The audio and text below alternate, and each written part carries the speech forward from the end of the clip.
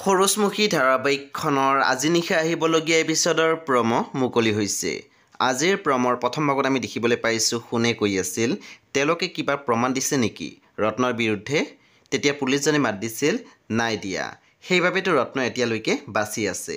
কিন্তু আটাইবোৰ মানুহ যদি লগ হৈ ৰত্নৰ বিৰুদ্ধে গোচৰ দিয়ে তেতিয়া তাক লৈ এনকুৱাৰী বহাটো চিয়ৰ।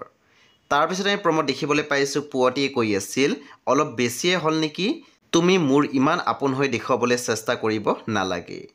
তাৰপিছত আমি প্ৰমত দেখিবলৈ পাইছোঁ অংশুমানে কৈ আছিল ঘৰ মাটি বাৰী সকলো গুচি গ'লেও সহ্য কৰিব পাৰিম, কিন্তু তুমি গুচি গ'লে সহ্য কৰিব নোৱাৰিম। সেই বন্ধু বান্ধৱীসকল আজি নিশা ৮ বজাত ৰং টিভিত আহিবলগীয়া সূৰুযমুখী ধাৰাবাহিকখন খুবেই বেছি ইণ্টাৰেষ্টিং হ'বলৈ গৈ আছে। সেই আপোনালোকে চাবলৈ একেবাৰে নাপাহৰিব।